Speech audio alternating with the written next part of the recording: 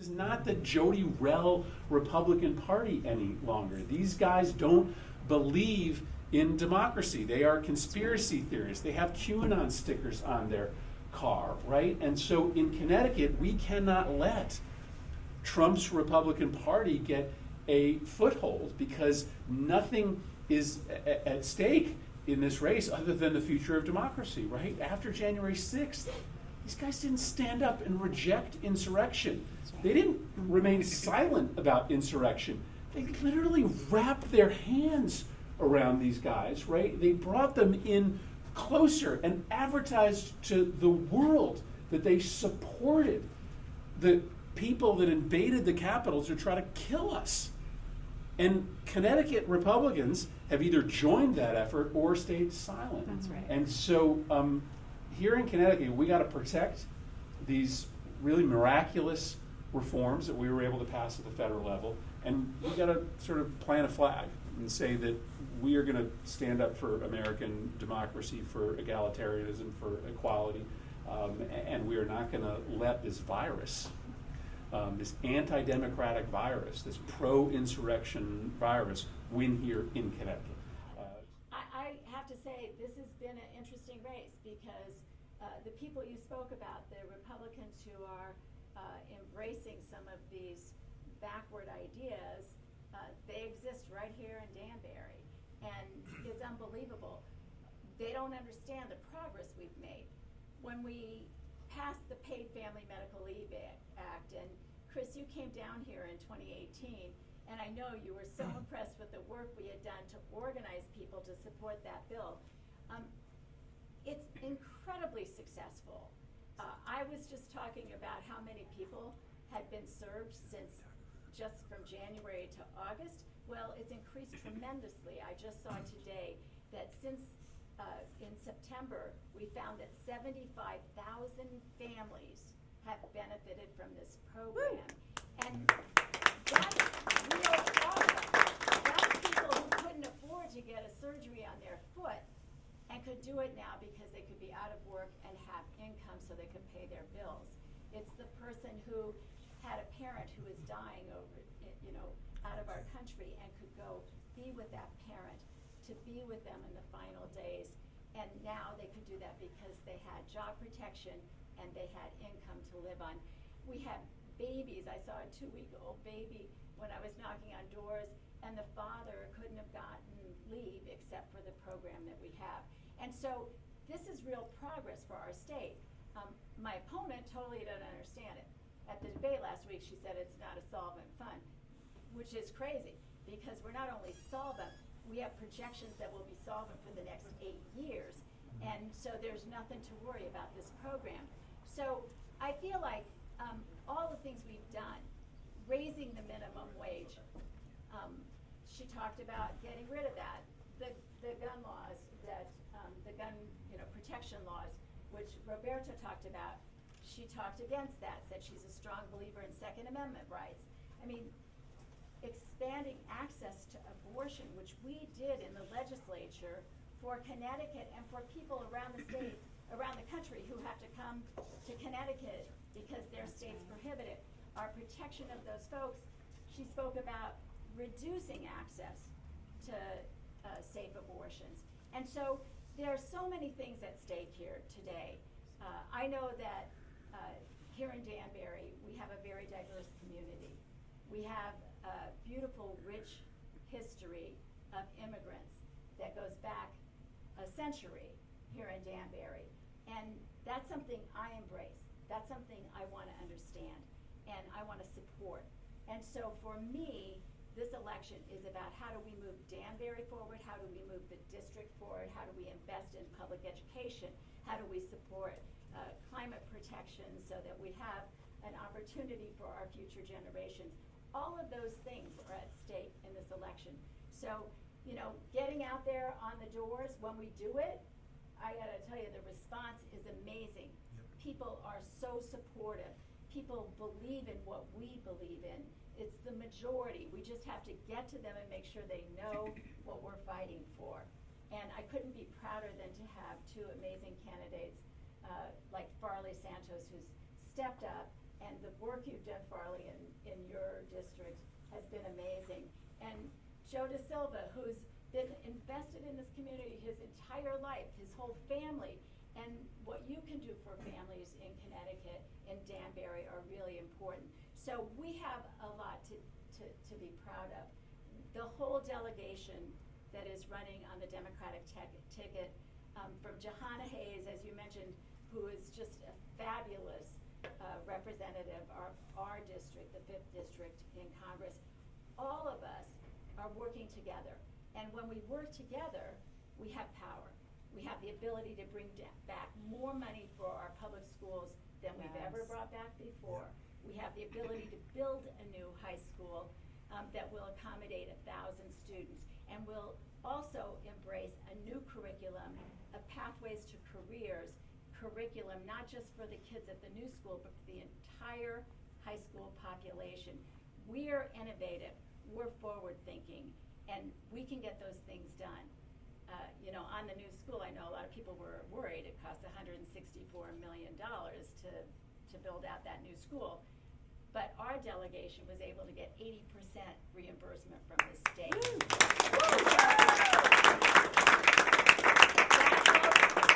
That helps our kids, that helps our community to be stronger, to keep those young families here in Danbury, because we have a great education system. So there's a lot to be done, and there's a lot more to accomplish in the next session. But I know we can do it when we elect a great delegation like we have running on this ticket. So I couldn't be prouder of being your state senator. It's been an amazing experience for me. I have met so many communities that I would never have had experience with. Last night I was with the Indian community at the celebration of their holiday, and it was just fascinating, amazing, beautiful. And those experiences have been replicated in the Ecuadorian community, in the Dominican community. It's just really and the Brazilian community, it's just beautiful. And so I'm proud to be the state senator. I work hard for all of our community, and I want to continue doing that in the next.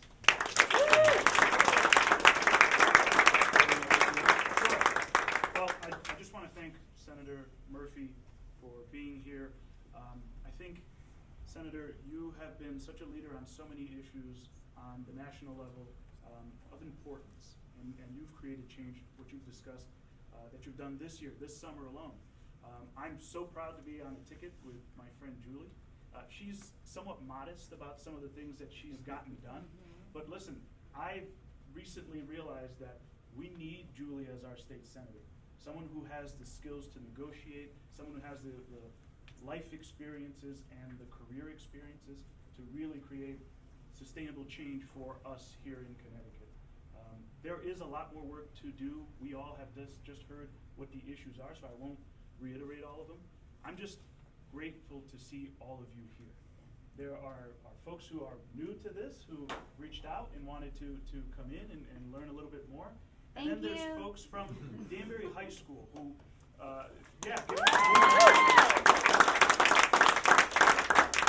Heather Lorenz is a teacher up at the high school. She organized a walkout against gun violence before the end of the last school year. She's got some of her students here. The head of the Young Democrats at the high school is here as well. That makes me hopeful. Anselm is here for the first time as well. It really makes me hopeful for the future that we have folks that want to step up, that want to be part of it. You have been. He's spoken. Yes. Will and his mom have come before the city council, and Will left a good reminder for all council members. He said, pretty soon I'm going to be able to vote, and I'm going to remember all of you who didn't support our education system here in Danbury. And I love that. That's absolutely what we need. Will, how old were you the first time you made calls or knocked doors? Probably 6th grade, so 6th grade. 11 or 12. Sixth Awesome. grade. So Awesome. anyone We need a who couple feels more like they don't Wills. want to take that next step and Awesome. stretch, just remember, So I'm 6th grade. I'm just so happy to see everyone here. There's so much work that needs to be done because this election cannot be taken for granted, That's right? right. Our team has knocked the entire 109th district. We're going back at it again. And that's because we need to have our message out there, Julie's message out there, Joe's message out there, to make sure that we can elect Democrats this November 8th. So There are more doors to knock, there's more phone calls to make, more friend-to-friend cards to sign. I hope you all can help us in doing that. Thank you so much. I'll keep this really short because nobody came here to hear anybody other than Chris. And there are doors to knock. Real simple. I mean, judge of probate's not an issues-related race. It's a helping race. Judge of probate is the job that's probably the single most you can do for people and regular people in your community. They not just probate, oversee the probate of grandma's will, but probate courts appoint conservators and guardians for people who need assistance. They oversee adoptions. They deal with when there's a mental health crisis. They will appoint somebody to make sure somebody's cared for. Those are the things I want to do. I've spent 23 years in court in the state of Connecticut at every level litigating all manner of actions, civil, criminal, housing, family. I want to use those experiences to help people navigate through some of the challenging times in their lives as the probate judge. Thank you all for coming tonight. To be really clear, this is a turnout election. I'm proud as you cannot imagine how proud I am to run with the people on this ticket that I'm running with. It is a wonderful ticket to run with. I want everybody to support all of the people on row A. This is a turnout election. We need everybody out there. We need all of what you're doing today. We need it again and again and again and again and again. Election day is in 5 weeks. And we have a challenge in Danbury. Farley, Julie, myself, Ken, Bob, Raheb. We have the Chris Murphy 2006 challenge. In 2006, and of course I've known Chris longer than that, I get older, I get grayer, I get balder, he stays the same. But the 2006 challenge is Chris Murphy in 2006 won every voting machine in the city of Danbury. Remember those old lever machines you walk in, there were 5 or 6 or 8 of them? He won every single one of them. I don't remember those. What do they look like, bro? Did you show up on a horse? I did. I walked uphill both ways I to know, school I know. in the snow year round. But in all seriousness, Chris won every single voting machine in Danbury because that's how hard he worked. That's what's going to happen this year because that's how hard this ticket is working. So thank you for coming. Thank you for your help. Please, we need more between now and Election Day. Let's get out and knock some doors. And then, I'm going to wrap it up right now. One thing that I just don't hear enough people talking about this year, this election, we have a critically important referendum question on the ballot this year. So it's not just about getting our candidates to win, which is obviously the critical thing, but we're Democrats. We want everybody to be able to vote. We want everybody to have the opportunity to vote. We want folks who work in New York and can't get to the polls before they open and can't get home before they're closed, for whatever reason can't make it, to give them access to early voting. If students need access to early voting, we are one of 4 states. Connecticut is one of 4 states in the whole country that does not have early voting. It's crazy. We're a blue state. This is backwards. We have a chance to change that. If you don't think it's important, if you just think, oh, it's gonna pass, look back to 2014 and look at those numbers. It didn't pass. In fact, in Danbury, and I'm slightly embarrassed, we were one of the cities that had a high percentage of folks who left that question blank. So when you're out there knocking doors, you're out there talking to folks, talk about that critical piece. Can I say just one thing about that? Put you on the hook for that to help the whole state. No. Let me tell you. I mean, this is critical to the people of Connecticut. Democracy shouldn't be this hard to access, right? So this is a simple reform, proven, it works. But let me just tell you, it helps in other ways. Ted Cruz talks about Connecticut's voting laws a lot. Why does he do that? Because he says, well, wait a second.